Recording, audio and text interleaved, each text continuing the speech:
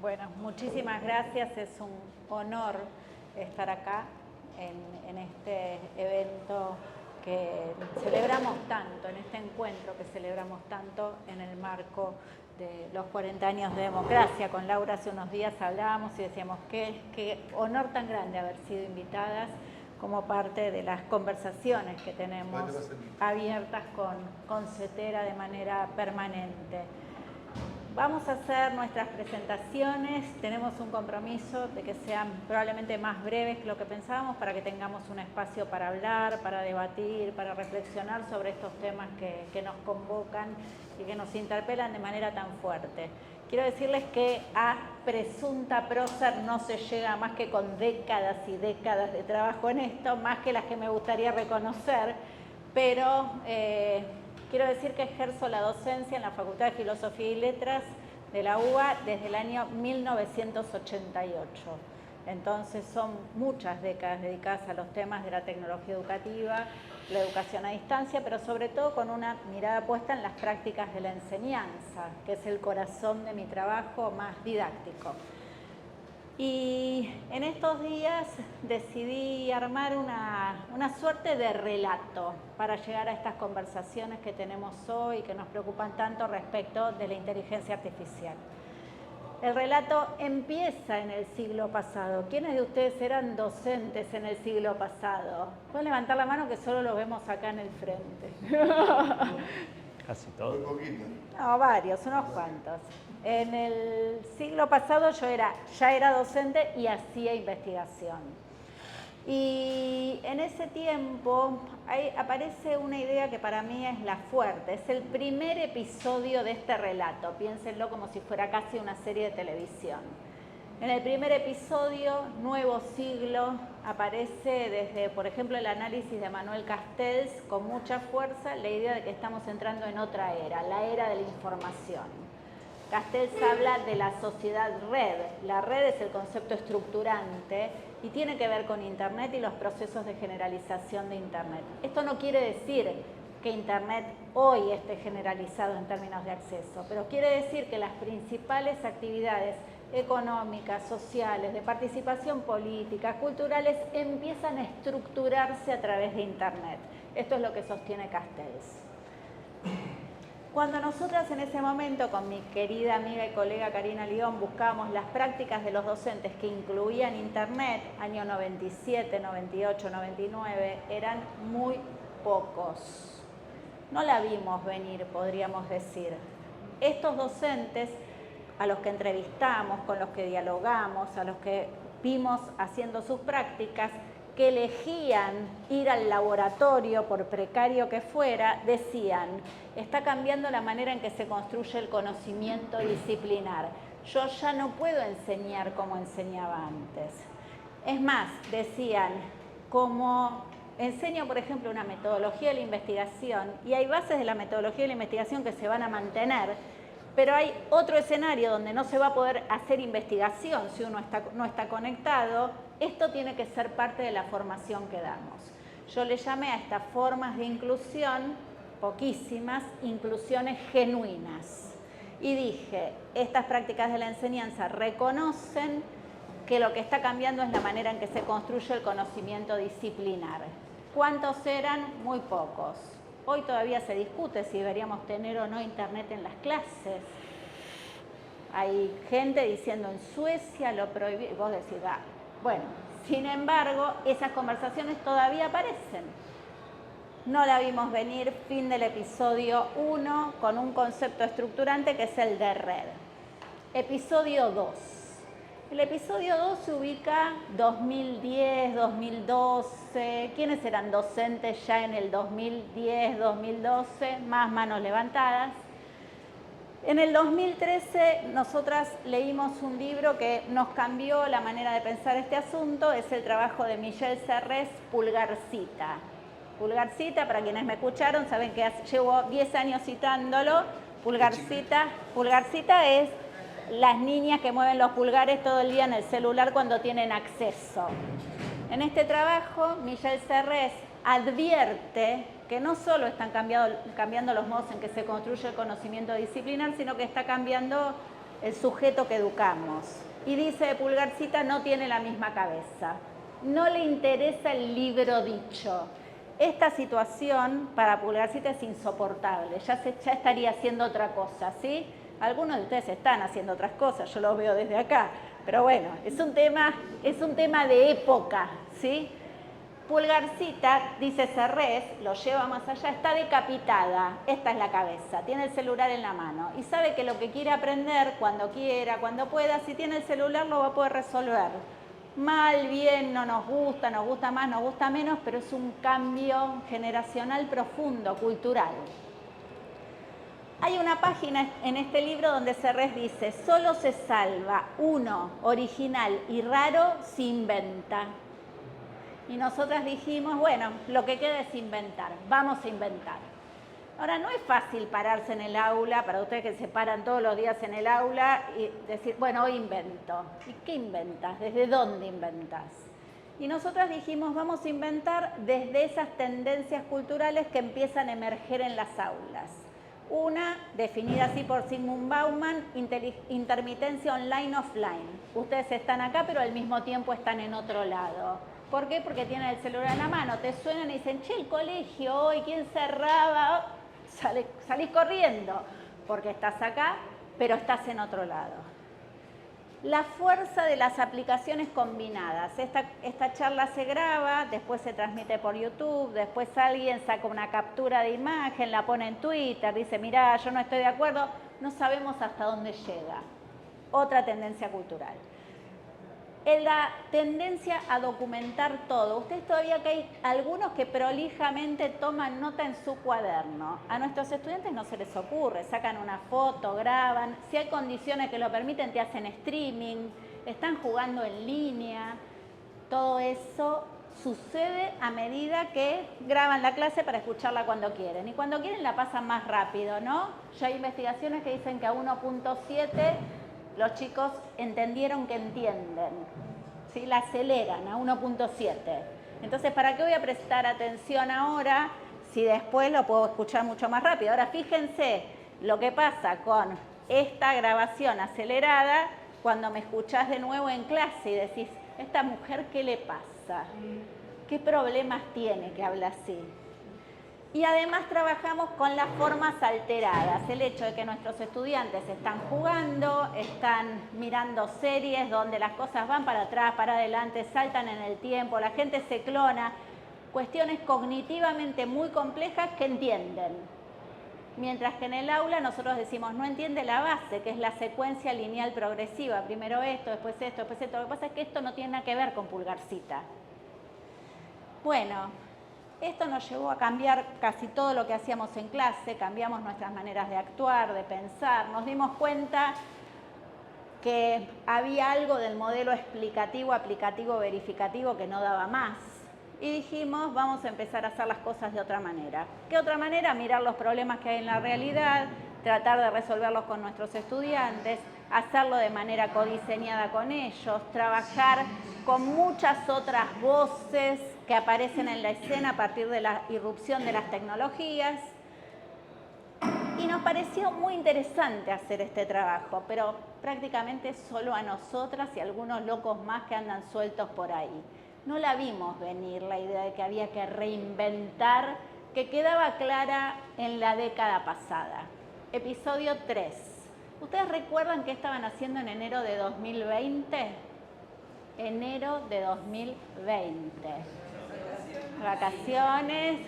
Alguno tal vez tuvo suerte que estaba en la orillita del río, en la playita, otro en el patio. Escuchábamos China, Wuhan, murciélago, virus, acá no va a llegar. Yo estaba leyendo un libro con el que estaba obsesionada, prácticamente que es un relato montado sobre los libros que me obsesionan. El trabajo de Alessandro Barico, The Game, el juego. El juego de esta época, dice Barico, es la revolución mental. ¿Cuándo empezó? Cuando dejamos de jugar al Metegol y empezamos a jugar Space Invaders. Dejamos de poner el cuerpo y apareció la pantalla, teclado, sujeto. ¿no? Veníamos, red, invención, revolución. Barico dice los docentes no lo entienden. No se tira solo contra los docentes, se tira contra otras profesiones también, pero de los docentes lo dice súper claro, no entienden la revolución mental. Y la revolución mental, hola, es bastante sencilla de entender. Es una realidad que deja de pasar exclusivamente en el espacio físico y tiene dos motores, físico y virtual. Una realidad que al mismo tiempo es física y virtual. Bueno, marzo, conmoción, aislamiento social preventivo obligatorio, después distanciamiento social preventivo obligatorio. ¿Qué nos pasó? La entendimos a las piñas la revolución mental y nos dimos cuenta que en ese mundo que era físico y virtual al mismo tiempo, nosotros podíamos tomar un compromiso muy fuerte que era seguir educando. Todos ustedes, todos nosotros hicimos del seguir educando una bandera y mantuvimos a nuestros chicos y chicas en el sistema. No en todos los casos, cuando no había inclusión digital eso se recontra complicó. Pero la realidad es que aprendimos que había un mundo en el que podíamos educar porque había un componente virtual. Esto generó condiciones inéditas en el sistema educativo, ustedes lo saben mejor que yo. Se alteró el espacio, educamos en otro lado, se alteró el tiempo empezó a ser una cosa completamente distinta, se alteró el currículum que dijimos tiene que estar priorizado, se alteró la evaluación porque sin control físico cercano casi toda la evaluación dejó de tener sentido. Uno podría decir revolución pedagógica, más o menos. Primera etapa de 2020 predominó el mandar cosas, ¿sí? Yo en su momento dije no al revoleo, dejemos de revolear cosas. Lo dije en UPC, bueno, se fue el compañero. Y fue casi lo más citado de todo lo que dije en la pandemia. Segunda parte de 2020, cuando se pudo hacer sincrónico, porque las condiciones lo permitían. ¿Quiénes de los que están acá hicieron clases sincrónicas? Casi todos. Decían, hay clase, ahora sí hay clase. Y vos le decías, pero si estás desde marzo mandándole cosas, haciendo propuestas, actividades, ejercicios, no, pero ahora hay clase.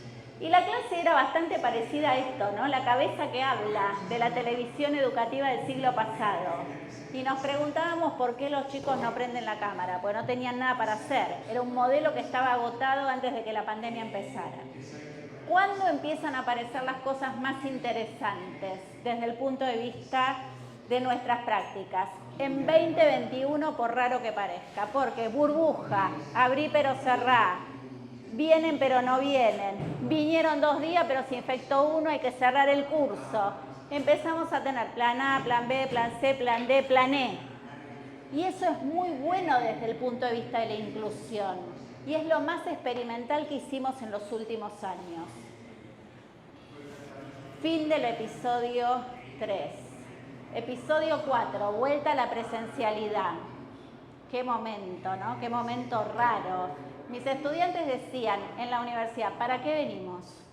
O sea, si yo tengo que viajar, vivo en Escobar, tengo 2 horas de viaje, tengo pibes, ¿para qué me haces venir? Si esto es lo mismo que estuvimos haciendo virtualmente los últimos 2 años, donde además en el nivel superior se da un fenómeno bastante particular, que es que mucha gente retomó la universidad, la terminó, los institutos de formación docente, porque las condiciones lo permitían, eran mucho más flexibles. Lo que planteé el año pasado es, no la vimos venir, no vimos venir la revolución mental, no vimos venir la pandemia, no vimos venir que la vuelta a la presencialidad iba a ser tan complicada. Y acá se abren las aguas, ¿no? Yo dije, si aprendemos de las condiciones que se alteran, si aprendemos de todo lo que aprendimos de tecnología, si aprendemos de nuestra fuerza docente cuando actuamos pedagógicamente de una manera colectiva, podemos pegar un salto hacia adelante en términos de una enseñanza más contemporánea. Que les diga a los pibes, vengan, porque lo que pasa cuando no vienen es distinto que si están virtualmente. Lo que pasa es que esto convive con mucha gente diciendo, la presencialidad nos tiró atrás. Volvimos al 2019, volvimos al siglo pasado, volvimos a no sé dónde. Una directora a la que entrevisté me dijo, todo muy lindo, pero la presencialidad nos va a succionar. Fin del episodio 4 y ya termino, compañeros. Episodio 5, principio de este año. ¿Alguna de quienes están en la sala vieron Odisea Espacial, la película dirigida por Stanley Kubrick del siglo pasado, 1968? Vale la pena que la vean. ¿Ustedes la vieron? HAL 9000, una máquina que quería independizarse y manejar la misión espacial sola. Inteligencia artificial. Ya sabíamos. Hacia noviembre del año pasado, de la mano de OpenAI y el famoso ChatGPT, pero como una expresión de todos los aspectos, soluciones, tecnologías vinculadas con la inteligencia artificial generativa, esto se empieza a mover a escala.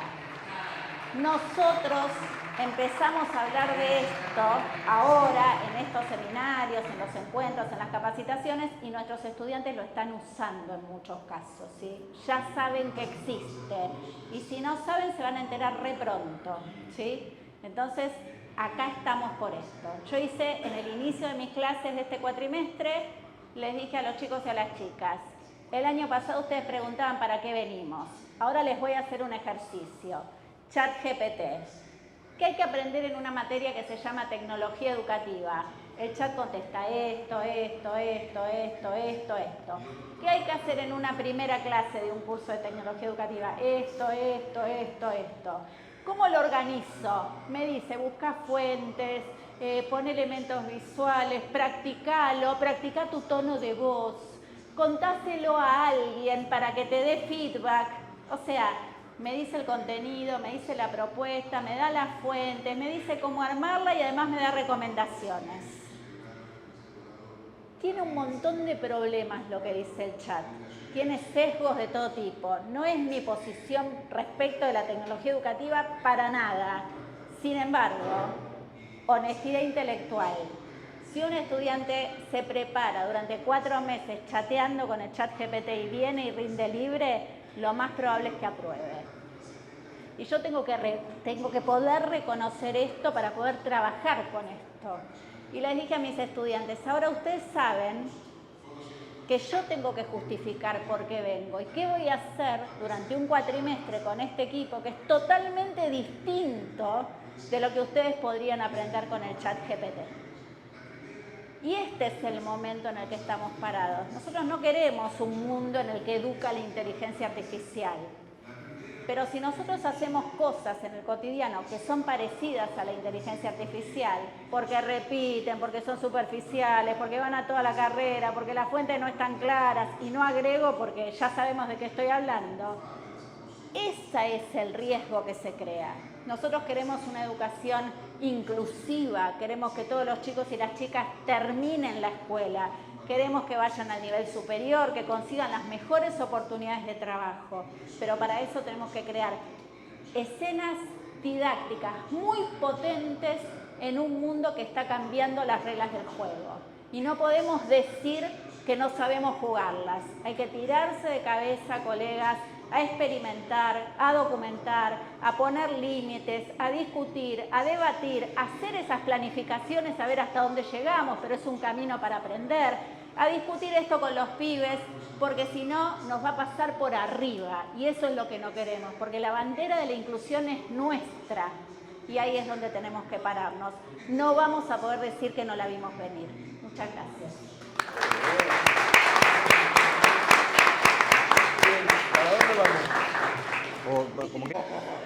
Bueno, ¿cómo están? Buenas tardes. Primero, gracias a CETERA por invitarnos, como decía Mariana, efectivamente es un honor estar en estos 50 años y es una alegría enorme que estén todos ustedes acá. Decíamos, con 21 charlas en simultáneo van a venir a vernos 5, pero son un montón. Tengo acá, bueno, una presentación impresa porque no tenemos para proyectarla y como tiene muchos datos necesito los apuntes. Bueno, cuando se habla de inteligencia artificial, primer punto, son ideas que son más bien metáforas. Las computadoras no son inteligentes, no dejan de ser máquinas a las que se les pone datos para convertirlos en información.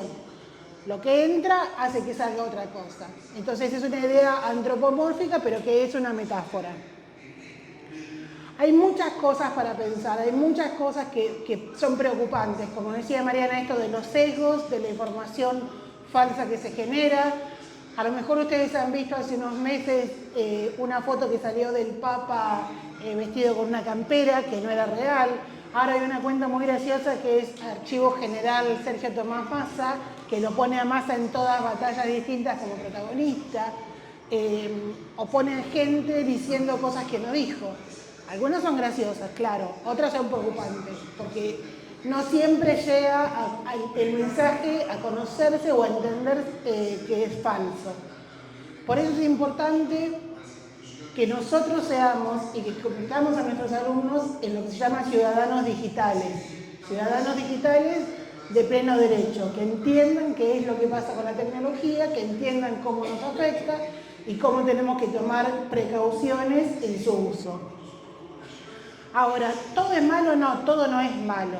Por ejemplo, con inteligencia artificial, en algunos hospitales están introduciendo decenas de miles de, por ejemplo, ecografías mamarias. Entonces, la máquina va aprendiendo de esas ecografías y puede detectar cosas milimétricas mucho antes que lo que puede detectarlo el ojo humano. Y a partir de toda esa casuística, permite detectar cáncer de mama hasta 6 meses antes de lo que puede ver un ojo humano. Se puede utilizar para también dar información sobre qué medicación usar y cruzar con el vademecum con muchos otros medicamentos que por supuesto el médico no puede tener en la cabeza cuando va a prescribir. Se puede utilizar para mejorar la producción. En Sadowski estamos haciendo, la Fundación Sadowski se ocupa fundamentalmente de la vinculación tecnológica entre la academia, el sector privado y el sector público. Entonces ahora estamos financiando un proyecto donde investigadores ayudan a las empresas cuando tenían algún proyecto en desarrollo que no llegaban a terminarlo porque les faltaba una pata para la solución. Entonces, no sé, un ejemplo es cámaras que se utilizan para leer los limones. La industria de limones es una de las más fuertes en Tucumán y es una de los... San Miguel es el primer productor del mundo de jugo de limón. Se utiliza para la cámara para determinar calidades de limón. Entonces, de acuerdo al tamaño, al color y si tiene manchas, se va separando porque en Europa solo compran los de calidad más alta. Entonces hay usos interesantes. Ahora bien, el gran cambio es en noviembre del 2022, cuando la inteligencia artificial generativa se vuelve masiva, se vuelve pública. Se abre esta herramienta de ChatGPT gratuitamente para que cualquiera la pueda usar. La inteligencia artificial, como decía Mariana, existe hace 50, 60 años. Pero este cambio es el que rompe todo. ¿Por qué? Porque queda en manos de todas las personas. Entonces queda en manos de nuestros alumnos, queda en manos de una empresa, queda en manos de cualquiera. Generativa significa que puede generar productos. No es solamente que lee, no es solamente que predice, sino que genera cosas. Entonces, así como existe el chat, existen otras con las cuales se puede crear una foto, se puede crear un video. Y ahí empiezan los problemas, donde yo me voy a enfocar, que es el empleo. Yo podría, por ejemplo, hacer fotos y ya no comprarle a un banco de fotos. Podría hacer un eslogan para la radio, para mi empresa chica. No voy a hacer el eslogan de Coca-Cola ni el de Quilmes. Pero sí, una empresa chica podría tener un eslogan, podría tener una música, podría decirle una cosa que está pasando ahora. Haceme una canción parecida a Let It Be, pero con algún cambio de acordes para que no me acusen de plagio. Haceme una obra, un cuadro parecido a uno de Dalí, con, no sé, una naturaleza muerta. Entonces empieza a atacar lo que se llama la creatividad media y la creatividad baja. Con ChatGPT, por ejemplo, hemos hecho pruebas de que trabaje como si fuera un vendedor. Hay un ejemplo que tenía acá para mostrar que es como un vendedor de autos. Entonces le puede decir a una persona vendedor de repuestos, que quiere comprar un repuesto, en qué color lo quiere, le puede hacer una venta, le puede sugerir, el ejemplo que nosotros decimos es sugerirle pero no seas cargoso. Entonces le sugiere que si además de lo que quería comprar, compra otra cosa, va a tener un 20% de descuento. Terminada la venta, dispara automáticamente un mail a logística y un mail a facturación. Esa persona se queda sin trabajo. Ese puesto desaparece. Los call centers se empiezan a complicar. Mucho de lo que hace un call center lo puede hacer hoy un robot con inteligencia artificial. Por eso la importancia de esto que también decía Mariana de ponerle cabeza a lo que hacemos, ponerle corazón a lo que hacemos para que no sea tan automatizable. Ahora, nosotros también podemos pedirle, dimos esta charla, la venimos dando con Fernando Yapotnik, que es el director ejecutivo de la Fundación, la hemos venido dando en distintos gremios, del seguro, de recursos humanos, en FOETRA. Cuando fuimos a dar esta charla no es un gremio, pero la Cámara creo que es de directores de recursos humanos, gente toda que gana altos sueldos, ponían cara de, esto no me va a reemplazar. Bueno, le pusimos a ChatGPT que haga una estrategia de recursos humanos para mejorar la cantidad de mujeres que tenían, porque había pocas mujeres, para diseñar un plan de carrera y una encuesta de evaluación. Hace todo eso en segundos. Los directores de carrera se quedaron preocupados, dijeron, estamos en peligro. Nos vinieron a ver del gremio de locutores, que estaban preocupados, que querían saber cómo se podían capacitar. Es muy difícil. En México, por ejemplo, ya hay un canal donde el noticiero es un avatar con una voz. Uno le puede poner, bueno, quiero voz de mexicano, de colombiana, de persona de 30 años, de 50, más dulce, más seria, lo que fuera, y da noticias 24 horas por día. Entonces ahí pierde el trabajo la persona que da las noticias, el maquillador, el camarógrafo, el microfonista, un montón de trabajos desaparecen.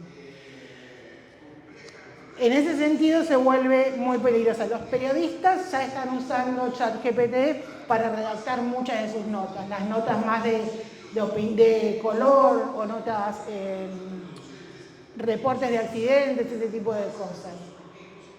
En algunos casos ayuda hasta que deje de ayudar, ayuda hasta que reemplace. Porque también el otro cambio es que los saltos de mejoras se dan en cuestión de meses. 3 meses, 6 meses, ya vamos por la versión 5 creo de ChatGPT. Entonces, cada vez va más rápido. Los programadores, que antes se decía, no es el trabajo del futuro, los programadores se van a llenar de plata. Bueno, hay muchas cosas que uno le puede decir. Hacerme un programita de tal cosa. ¿Lo va a hacer perfecto? No. Ahora, ¿todos los programadores son perfectos? Tampoco. Si yo les pregunto a cualquiera de ustedes, la capital de Eslovenia, por ahí no la saben. Entonces, que ChatGPT se equivoque en algunas respuestas, o que estas herramientas se equivoquen en algunas respuestas, no quiere decir que no sean útiles. Entonces, hoy a un programador le resulta muy útil porque cuando está programando y el código no funciona, a veces es una pavada que hay un paréntesis muy mal puesto, o falta un punto, o hay un espacio de más. En varias hojas de código es difícil darse cuenta. Entonces copia y pega eso en ChatGPT y le dice, decime dónde está el error. Se le dice en un segundo. Para el programador es fantástico. Muchos programadores, mi hija es programadora y me dice, yo trabajo todo el tiempo con Bard o ChatGPT abierto al lado y trabajo mucho más rápido. Bueno, hasta que en un momento las herramientas hagan todo el trabajo. Hay una herramienta de inteligencia artificial que te diseña un sitio en segundos. Vos le decís, quiero poner una veterinaria en Chile para personas kosher, no me sale la palabra, para judíos ortodoxos, y en 5 segundos te hace esa página. ¿Es perfecta? No, pero es prolija, es correcta. Entonces, es una página donde pone, bueno, frases para la colectividad judía, ponen fotos específicas que tengan que ver y tiene un buen estilo. Y ya está, ya puedo salir con esa página al mercado. Entonces, no solo reemplaza, a diferencia de revoluciones industriales anteriores, no solo reemplaza el trabajo que estábamos obligados a hacer, reemplaza el trabajo que nos gusta hacer. Y ahí está el problema.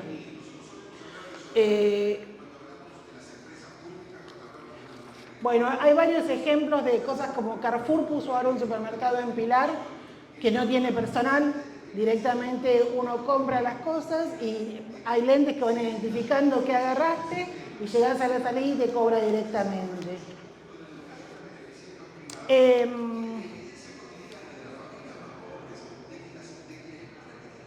IBM ya dijo que no va a reemplazar a las personas que renuncian. Las personas que renuncian, ese puesto no se cubre.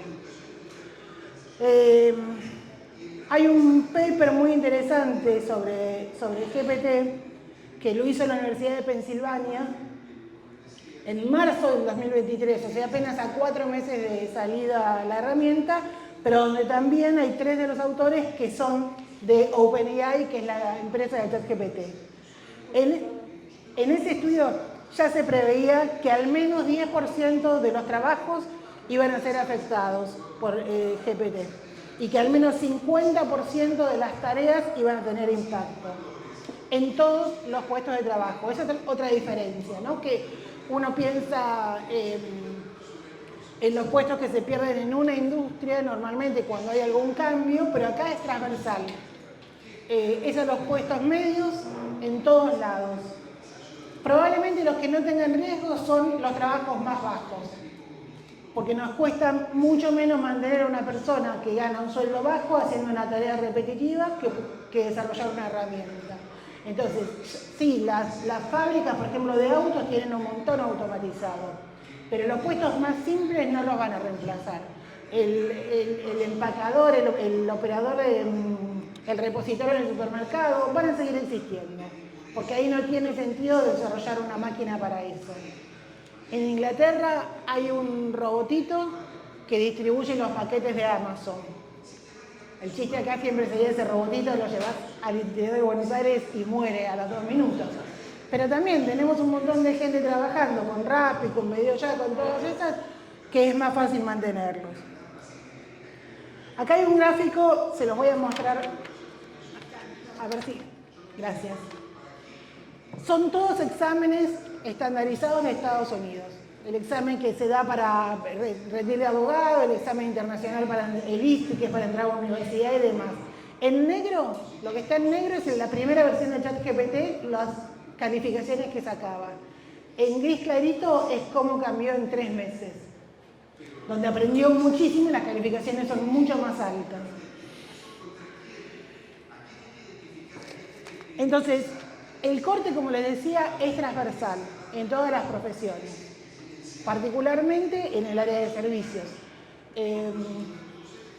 Y ahí uno podría, por ejemplo, como dice Mariana, bueno, desarrollame un programa para la materia. Haceme un contrato de alquiler. Y los que se van a mantener son los puestos más altos. Los puestos, o sea, no lo usaría para hacer un contrato de millones de dólares. Usaría un abogado experto. Hacemos un acuerdo de divorcio. Bueno, lo mismo. Pero ¿cómo se llega a ser un abogado experto si el abogado de base se queda sin trabajo? ¿Cómo se hace? Entonces, hay quienes hablan de 85 millones de puestos en el World Economic Forum. 85 millones de puestos de trabajo se pierden y 97 se crean. Pero claro, los que se pierden son los data entry, los administrativos, los secretarios o secretarias, los contadores. ¿Y qué puestos se crean? Los analistas de datos, los cientistas de datos, los especialistas en Machine Learning, los especialistas en Big Data. Y acá hay un riesgo grande que cuando los políticos, y hablo de los políticos en general, no conocen sobre el tema, no hay muchos políticos, no hay muchos funcionarios que manejen la tecnología. Cuando no conocen sobre el tema, se crean planes como el 111.000. No sé si se acuerdan que la idea era formar 100.000 estudiantes, 100.000 graduados de informática, que se convirtieran de esos por lo menos 100.000 estudiantes, de los cuales hubiera por lo menos 10.000 graduados, de los cuales 1.000 fueran emprendedores. ¿Saben cuántos se graduaron? Nadie sabe. No quisieron hacer los números, no los quisieron publicar. Se habla de 1.000 graduados en total. ¿Por qué? Porque esto es muy difícil de aprender masivamente o virtualmente. Como no aprendemos de nuestros errores, después se hizo Argentina Programa y después se hizo Argentina Programa Reloaded. Argentina Programa 2.0, no sé cómo se llama. Nadie aprende a programar en 6 meses. Nadie aprende a programar solo haciendo lenguaje. Requiere una muy buena formación matemática, una formación de estructura, una formación que tolere el aprendizaje y error que lleva a programar. Todo esto no se puede aprender en 6 meses. Se aprende en una carrera universitaria. La otra falacia es la reconversión laboral. Es muy difícil pensar en la reconversión laboral. Yo misma, que conozco de tecnología, que trabajo en tecnología, traté de hacer 3 veces un curso de ciencia de datos. La primera parte, la teórica, la entiendo perfecto. Se crean los cubos de datos, el lago de datos o data lake, todo eso llegó perfecto. Cuando entro a Python, se me bloquea el cerebro. No sé cómo programar, no sé qué tengo que hacer. Entonces, piensen si una persona que está trabajando en un data center se va a poder convertir en un cientista de datos, o un secretario o una secretaria, un asistente. Y probablemente no. Piensen si nuestros chicos que vienen de la pandemia, donde muchos terminan la escuela con baja comprensión de texto y terminan tarde, van a poder hacer esto, donde tuvieron una baja formación matemática. Hay toda una discusión hoy en día sobre la repitencia, sobre la idea de que no hay que repetir, pero no hay que repetir no quiere decir que pasa cualquiera. Quiere decir que hay que ver cómo se articulan los contenidos para que ese chico pueda ir avanzando y que solo se quede con la materia que no dio bien. Pero en muchos lugares eso se ha convertido en un pasa. ¿Perdón? O resistencia, sí. Después, bueno, al menos 14 millones de empleos se piensa que van a desaparecer. Goldman Sachs, que es otra consultora muy grande, dice que 300 millones de puestos de trabajo van a ser perdidos o degradados por la inteligencia artificial. Y esto pasa en todos los países. Ahora bien, ¿cuál es el problema con esto? Normalmente una revolución genera más trabajo, genera nuevos puestos, pero siempre antes está lo que se llama el Valle de la Muerte. Primero se pierden trabajos antes de que se creen nuevos. El otro riesgo es que los que se hacen ricos con esto son los capitalistas financieros y son las empresas de tecnología, los 5 grandes, Google, Amazon, Facebook, Microsoft y Apple, Google, Amazon sí, que están en Estados Unidos o están en paraísos fiscales. Entonces los países no van a generar nueva riqueza, el resto de los países. Si esos países generaran riqueza, se podría pensar, por ejemplo, en el salario universal, en un salario básico que todo el mundo cobre para poder limitar esto. Pero ¿con qué impuestos que no se van a recaudar se va a hacer esto?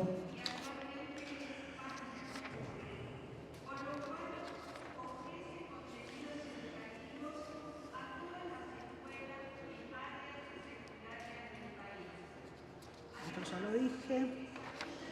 Entonces, hay 3 tipos de demanda cognitiva en los puestos de trabajo. Baja, que hay que reproducir cosas, hay que recordar instrucciones.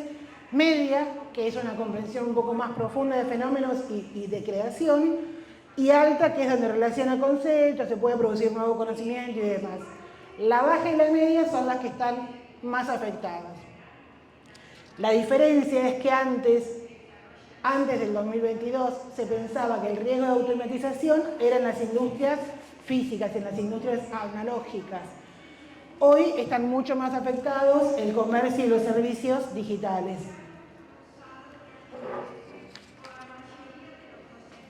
Algunas medidas que se vienen tomando, y ya voy terminando. Hay una alianza internacional para la inteligencia artificial, la Global Partnership, que está trabajando en pensar y en proponer medidas, sobre todo regionales.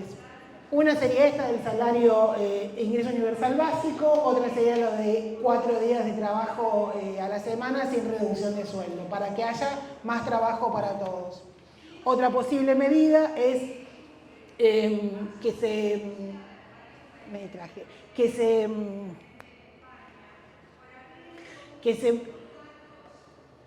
perdón, ya vuelve la idea y la palabra.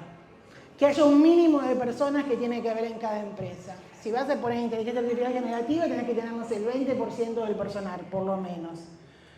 Después, otra medida es probar la seguridad y efectividad antes, que las herramientas no puedan salir tan fácil al público. Sobre todo sería interesante poder contar con medidas regionales. Así como pasa con los remedios, que hay que probar su efectividad y su seguridad, así como pasa con los alimentos, que tienen que estar aprobados en Argentina por ANMAT, que haya que probar primero la seguridad y efectividad para evitar riesgos de uso, para evitar sesgos y demás. Que la persona sepa si está hablando con un bot o si está hablando con una persona. Y en educación, bueno, hay que trabajar mucho en la idea de, como les dije, de ciudadanía digital, que los chicos puedan saber, que las chicas puedan saber cuando usan el celular qué datos están entregando, cuando entran a Google, que todos están contentos, estábamos cuando Google era gratuito y que mirá que no hay que pagar más por una cuenta y tenemos no sé cuántos gigas, que en ese momento parecía una locura. Bueno, Google hace 20 años que viene tomando datos sobre nosotros y después nos sorprendemos cuando nos llega una publicidad de colchones que ayer habíamos estado buscando en Facebook. Y decís, pero ¿cómo sabe Google? Sabe. Entonces, la educación tiene que ser educación de calidad. De nuevo, volviendo a lo que decía nuestra prócer. Tenemos que hacer clases distintas, clases creativas, clases que justifiquen que los chicos y chicas quieran aprender. Tenemos que enseñar ciencias de la computación. No tenemos que enseñar inteligencia artificial, no tenemos que enseñar un lenguaje. Tenemos que enseñar a pensar computacionalmente. Si un chico, si una chica sabe pensar en términos de pensamiento computacional, va a estar preparado para afrontar los distintos desafíos. Que hoy es este, en 5 años, en 3 años puede ser otro. Y enseñar a aprender todo el tiempo. En su momento, Esteban Bullrich, que no era santo de mi devoción, pero Esteban Bullrich dijo que hay que aprender a vivir en incertidumbre. Y fue muy castigado por eso. Se lo vio como una idea de decir, bueno, nos tenemos que acostumbrar a no tener nada. No, enseñar a transitar la incertidumbre quiere decir esto, quiere decir trabajar con la prueba y error, saber que los escenarios cambian todo el tiempo, nuestros escenarios como docentes, los escenarios de los alumnos y las alumnas, los escenarios de los trabajadores. Y si estamos preparados para el cambio, vamos a saber que tenemos que seguir aprendiendo. La vida tiene que ser un aprendizaje continuo para poder salir adelante. Muchas gracias. Bueno, ahora va. Sí, Novomirsky. Bien, a ver. En principio, agradecerle, digamos, a las autoridades de CETERA. Para mí, igual que mis colegas, es un honor estar hoy acá, estar acá en la ESMA, en un espacio donde estamos dándole sentido, recientemente declarado Patrimonio de la Humanidad por la UNESCO. Cuando algunos nos quieren hacer creer otras cosas, los organismos internacionales nos están respaldando y en eso me parece que es interesante. Lo puse ayer en una publicación que hice. Para mí es un honor también estar con 2 maestras. Yo no digo profesores, digo maestras, ambas, de las cuales he aprendido mucho. En mi caso yo vengo de un campo complementario. Yo soy licenciado y doctor en comunicación y en este momento estoy trabajando en la Defensoría del Público como jefe de departamento del área de capacitación. Nosotros en la Defensoría del Público, desde que asumimos hace más o menos 3 años, en plena pandemia, junto a Miriam Lewin, que es en este momento la defensora y responsable también de que esté el Skyvan, no sé si lo vieron, cuando uno va entrando al edificio, que se haya podido recuperar el avión de los vuelos de la muerte. Pero una de las principales preocupaciones que tuvimos cuando empezamos a transitar los primeros meses de la pandemia en un organismo como la Defensoría del Público fue ¿qué hacemos con la desinformación? ¿No? Y eso nos llevó de alguna manera, y lo voy a hacer muy rápido porque la presentación va para otro lado, a vincularnos en principio con la oficina regional de UNESCO, que está en Montevideo, que tenía una preocupación similar, y a partir de ahí empezamos todo el desarrollo de una línea, que es la que yo voy a presentar hoy acá, que es la línea de alfabetización mediática e informacional. Quizás alguno o alguna esté cursando o haya cursado los cursos que estamos desarrollando en el Infod. Nosotros entre el año pasado y con distintas propuestas en el Infod, ahí hay una que levantó la mano, vamos todavía, 2, bien, bueno. Llevamos capacitados, no es casualidad, llevamos capacitados más de 25.000 docentes junto al Infod, primero sobre alfabetización mediática y segundo, que es lo que estamos haciendo este año, alfabetización mediática, y es el título de mi presentación, el gran reto a partir de la inteligencia artificial, ¿no? Que es un poquito lo que yo voy a tratar de meterme ahora. Pero como introducción quería decir una cosa, ¿no? Cuando hablamos de tecnología, cuando hablamos de inteligencia artificial, me parece que estamos en un momento metafórico, ¿no? Porque la tecnología es un poco esto que estamos viviendo en este contexto, ¿no? Ruidos superpuestos, ¿no? Hay que hablar un poquito más fuerte para escucharse, ¿no? Hay mucho que se está diciendo al mismo tiempo. Somos un montón de personas que queremos hacernos un ratito para ver qué está pasando, porque la verdad que ha pasado tanto en un plazo tan breve que realmente es interesantísimo, como CETERA abre este espacio, para parar un cachito la pelota y de la mano de estas dos maestras y de lo que yo les pueda aportar y por supuesto del diálogo que vamos a tener en conjunto, poder repensar qué es lo que está pasando. Yo vengo de un campo que es complementario, como decía, que es el campo de comunicación y educación, de la alfabetización mediática, que a diferencia del campo por ahí más de la tecnología educativa, es un campo que nació afuera de la academia, ¿no? Nació con las radios educativas de Colombia, Radio Sutatensa, las radios mineras de Bolivia. Nació de la mano de hacer de los medios algo que potencie la educación. Paulo Freire, ¿no? Y estas tradiciones latinoamericanas que nos enseñaban que los medios tenían que estar a disposición, digamos, de la emancipación, por decirlo de alguna manera rápida y sintética. Un campo que también en los años 60 empezó a decir, hay que empezar a tener cuidado con la televisión, ¿no? A formar a nuestros chicos con una mirada crítica, esto ya lo hemos escuchado, ¿no? Una mirada crítica sobre los medios, una mirada crítica sobre la radio, sobre la tele, porque por ahí algo de lo que nos dicen quizás no es tan cierto. Bueno, después Ley de Medios de por medio entendimos que no era un poquito, ¿no? De los medios.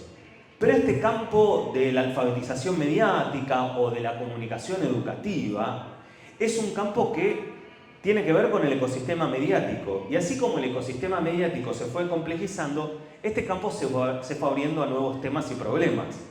Empezamos a meternos con, por supuesto, a fines del siglo pasado, el desarrollo de Internet. Empezaban a aparecer los videojuegos, un tema que hoy para mí es importantísimo, tanto en términos de la gamificación, es decir, de la posibilidad de hacer en una clase uso de los videojuegos, como también lo que hoy caracteriza el sistema sanitario norteamericano, que los videojuegos son posibles, digamos, elementos de producir una adicción similar a las sustancias ilegales, ¿no? O sea, hoy tenemos estas dos cosas sobre las que hay que ir viendo. Las redes sociales, parte del título de esta mesa tiene que ver con las redes sociales, ¿no? Arrancaba Facebook y empezábamos a mostrar nuestra intimidad, ¿no? Esto que decía Paula Sibila, la extimidad, ¿no? Esta forma de sacar lo íntimo a lo público, ¿no? Aparecían los dispositivos móviles, ¿no? El teléfono, ¿no? Esto que, digo, yo siempre digo, yo tengo una relación bastante terrible. Yo lo último que hago antes de dormirme es mirar el teléfono y lo primero que hago cuando me levanto es mirar el teléfono. O sea, digamos, algo que... ¿Hay otra forma? Yo creo que tiene que haber otra forma porque si no en algún momento nuestro cerebro se va a terminar de fritar, porque ya está cocinándose a fuego rápido, pero me parece que hay algo de eso. Después empezaron a aparecer otros problemas. Apareció el año pasado, que ya nos parece de otro mundo, el tema del metaverso, que no sabemos si va a existir tanto como lo proponían, pero sí sabemos que hay un montón de pibes y pibas jugando 24/7 en videojuegos inmersivos que ya son una antesala del metaverso y que de alguna manera si a ese pibe dentro de 10 años le proponen trabajar adentro de un entorno virtual similar al que hoy está, como el de los videojuegos, no le va a costar tanto, porque sabemos que estas tecnologías interpelan y forman sujetos, producen subjetividad, es decir, en nuestra posición, son educativas. Son educativas, nos va preparando para un mundo que seguramente después se va a ir ampliando. Los problemas se fueron diversificando. Recién estaban mencionando el sesgo de los algoritmos. Los seres humanos, las personas, somos racistas, somos machistas, somos clasistas. Bueno, los algoritmos también, con la diferencia que reproducen de manera automatizada hasta el infinito estos sesgos. Entonces probablemente una madre soltera califique menos para un crédito si la inteligencia artificial estuvo entrenada por un hombre blanco casado que una pareja, ¿no?, consolidada dentro de cierta normalidad con unas comillas gigantescas. Empezamos a entender que la atención humana hoy es un bien escaso. Que ustedes me presten a mí un ratito de atención es fantástico, porque yo estoy compitiendo contra todos los dispositivos que ustedes tienen en sus bolsillos o arriba de la mesa, en los cuales Facebook les dice, mirá la fotito con tu amigo hace 4 años, Twitter te dice, mirá lo último, WhatsApp tenés 50 grupos que te secan, ¿no? Y un montón de cosas más que van pasando. Pero ¿qué pasa? La atención humana, esto es un economista de los años 70, Herbert Simon, nos decía que es un bien escaso, por lo tanto empezó a ser monetizable. Porque mientras nosotros le estamos prestando atención a las pantallas, hay alguien que hace plata con eso, de 2 maneras muy simples. O se está quedando con nuestros datos, como explicaba Laura recién, compacta datos. Los datos hoy son el gran commodity del mundo. Ni la soja, ni el petróleo. Por algo las 5 empresas más grandes del planeta son la GAFAM, Google, Apple, Facebook, Microsoft y Amazon. Me salió de corrido, creo que es la primera vez que me salen las 5 así. ¿No? Son las empresas más grandes, le ganaron a las petroleras, le ganaron a Ford, a todos. Porque los datos, que aparte, según dicen los datos, están en la nube. ¿Qué nube? No hay ninguna nube.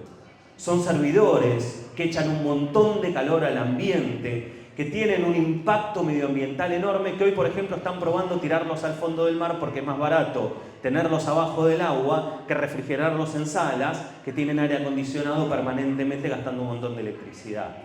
Entonces, esta atención humana, que es un bien escaso, les decía, o se monetiza por nuestros datos o porque nos están vendiendo publicidad, ¿no? O bueno, o estamos pagando una suscripción, que es la más obvia.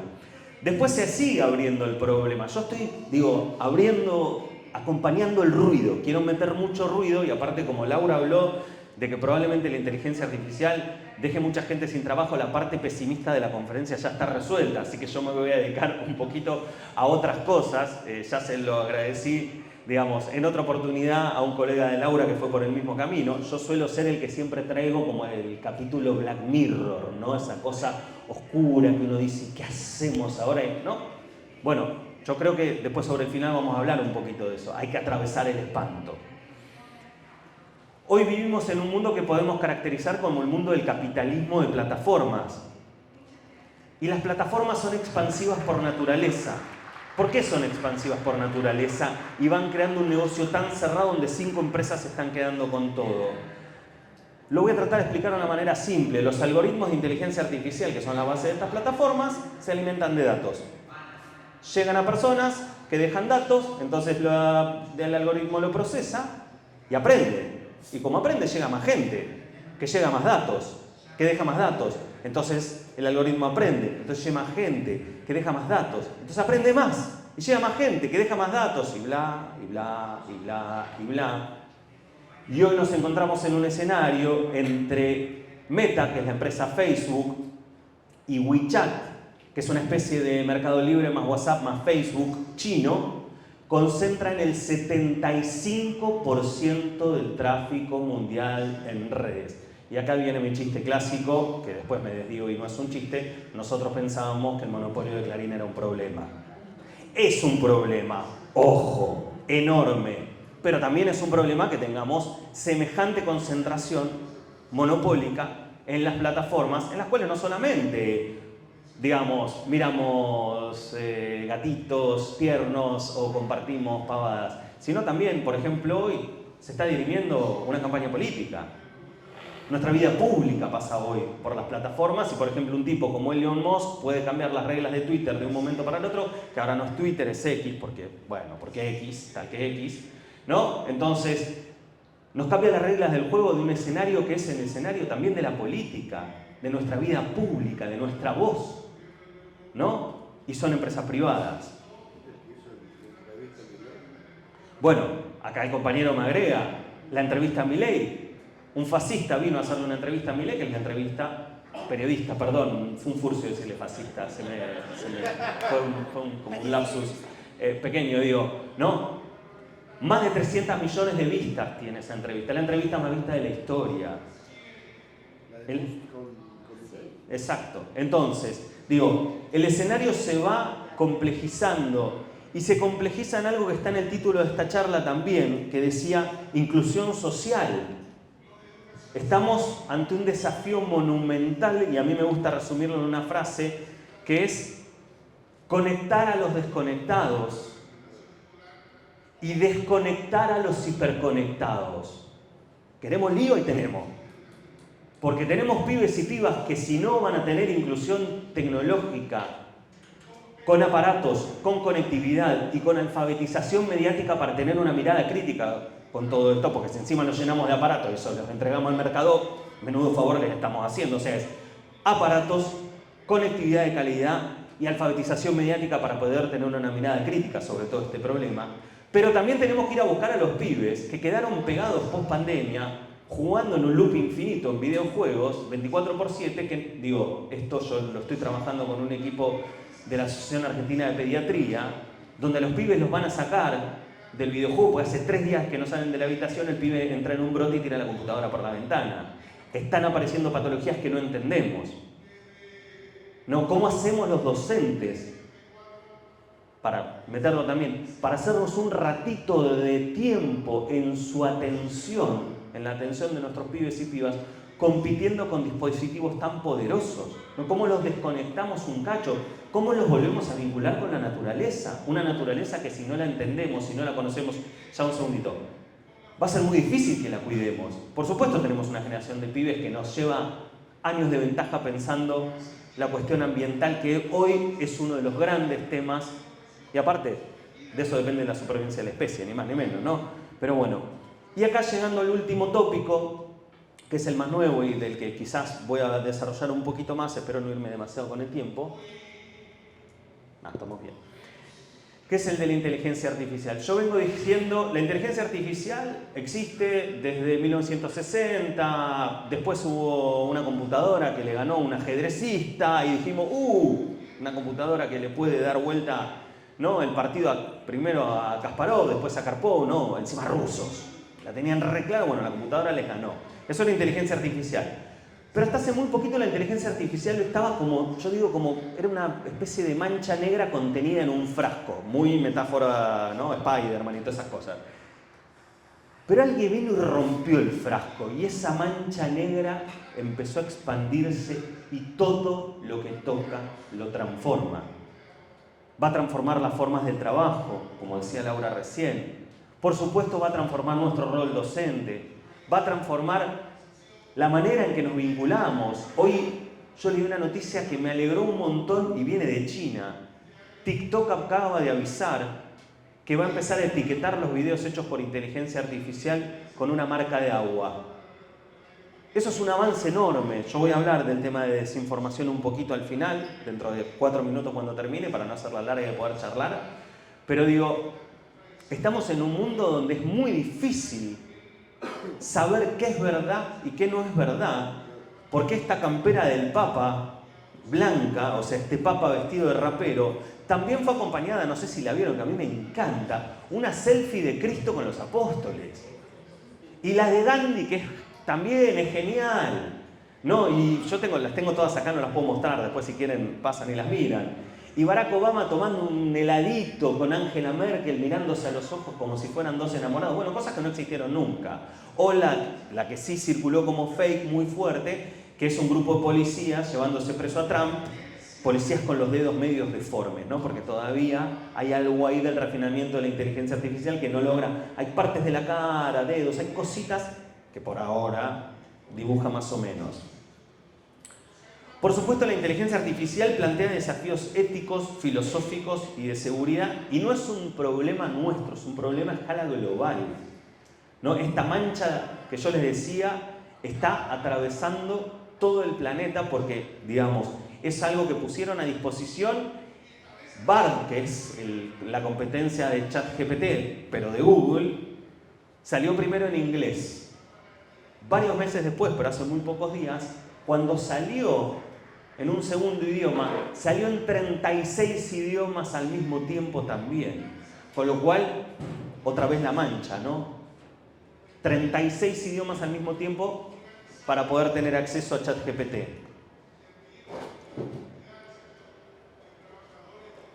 ¿Y cómo afecta? Salté un montón de diapositivas, lo hubieran visto si me seguían, pero para realmente tener espacio para la conversación. ¿Cómo afectan estas tecnologías y la inteligencia artificial a nuestro proceso pedagógico, a la educación? Y la verdad que yo creo que, nos pusieron una especie de bomba abajo del escritorio del profe y nos hicieron explotar todo. Yo al menos hay 4 cosas que destaco en lo pedagógico donde afecta la inteligencia artificial. La primera, y es donde yo me desempeño, yo soy profesor titular de diseño y planeamiento del currículum en un profesorado en comunicación. Ahí tengo en el fondo una colega docente de la cátedra. Pero el currículum, ¿qué enseñar y para qué? Mariana, una maestra, nos decía todo el tiempo en la pandemia, volvamos a los contenidos fundamentales. Repensemos el currículum a partir de no lo que nosotros creemos que tendrían que aprender, sino lo que realmente hoy es valioso para ellos y para ellas. Por supuesto, yo a Mariana la conecto rápidamente con la tradición freudiana, donde reconocemos el universo vocabular del otro y hacemos del allí, del otro, nuestro aquí de la educación. Es decir, tomamos como punto de partida para pensar un currículum aquellos conocimientos que sean necesarios para el otro, no para demostrar que yo sé un montón o porque mi materia es la más larga, la más complicada o soy el docente más riguroso, ¿no? Después, otro elemento, y acá más todavía con cuidado metiéndome, estando Mariana presente, la didáctica. ¿Cómo trabajamos en el aula? Esta señora viene diciendo el ensamble. Yo lo repito todo el tiempo, me encanta. Aparte porque tiene una cosa que suena lindo hasta medio candombe uruguayo. A mí me gusta porque para mí me va para ese lado. No sé si vos lo pensaste así. Pero no, la didáctica, ¿qué hacemos? Presencial, virtual, híbrido, un ratito, colgamos una ficha, nos filmamos, lo ponemos en YouTube. Todo, nada. Bueno, me parece que lo primero que tenemos que hacer es explorar formatos, capitalizar aquello que yo durante muchas conferencias en la pandemia vine diciendo que fue ¿qué aprendimos? Es decir, la dimensión pedagógica de la pandemia. Usemos lo que aprendimos nosotros y lo que aprendieron nuestros estudiantes. Porque nuestros pibes y nuestras pibas también saben hacer otras cosas. Entonces podemos articular este ensamble que dice Mariana, que antes de la pandemia hubiera sido imposible, porque ni yo me animaba a dar una clase por Zoom. El primer teórico que di por Zoom tenía más dolor de panza que el primer teórico que di en la Universidad Nacional de La Plata y se los puedo asegurar, por encima hablo de tecnología, le llego a errar en un botón, me hundo. Total, hablando en persona, los Zoom se apaga el micrófono y es culpa de otro, ¿no? Pero el Zoom lo transmitía yo. Bueno, a veces Mariana, que está en el fondo, mi colega, también me ayudaba. No, otra cosa que se modifica es la evaluación. Relacioname los 3 textos de fulano de tal y que las ideas centrales y tuki que tuki. Llego a casa, soy el estudiante, copio la consigna, la pego en ChatGPT, 17 segundos, me da la respuesta, la copio, la pego en un Word y tengo el examen listo. Vamos a seguir jugando, como decía Bourdieu, hace más de 50 años, a que yo hago que enseño y hay otro que hace que aprende y entre todos fingimos demencia. Bourdieu no decía demencia, pero bueno, para mí es más o menos lo mismo, ¿no? ¿Cómo volvemos a evaluar? O tenemos el famoso freno de mano y decir, volvemos al parcial presencial con virome, caligráfica de la persona que yo veo, de carne y hueso. Entonces, no, peor todavía, 55.000 años para atrás. Bueno, pongamos el pecho y vayamos al frente, me parece, ¿no? Y una de mis principales preocupaciones hoy es algo que yo creo que está en la base de todo eso, que es el estatuto del conocimiento hoy. El estatuto del conocimiento hoy. ¿Qué es valioso como conocimiento? Como dice Adriana Puigros, para mí, ahí sí, prócer y maestra de maestras, Adriana siempre dice que nosotros tenemos, para pensar la educación, los valores principales, los conceptos principales, los elementos centrales que en esta sociedad, en este momento, son tan importantes que vamos a decidir transmitírselos a la generación que viene. ¿Cuáles son? ¿Cuáles son? ¿Dónde están? ¿No? Esto que Laura mencionaba recién, la incertidumbre que se viene. ¿Qué cosas necesitan nuestros pibes y pibas para enfrentar ese mundo tan complejo? Y para cerrar, simplemente, nosotros desde la Defensoría venimos trabajando un concepto que es el de desinformación sintética, ahí vuelvo como un poco al origen, que lo resumimos en esto, ¿no? Nada de lo que vemos, oímos o leemos a priori puede ser verdad, porque existen medios electrónicos con inteligencia artificial que producen imágenes, que producen videos, sonidos, textos escritos, ¿no? Que tenemos que volver a chequear. Todos estos elementos, para cerrar y abrir el diálogo, me parece que hacen fundamental que la alfabetización mediática e informacional o los temas de ciudadanía digital, creo que estamos hablando con Laura exactamente de lo mismo, entren en las currículas. Tenemos que problematizar estas cosas, tenemos que abrir estas cajas negras en el aula, que son los algoritmos, y mirarlas con los pibes.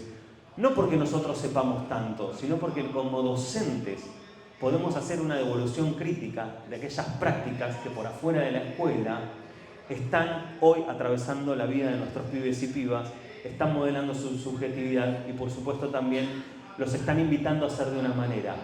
¿De dónde viene todo esto generalmente?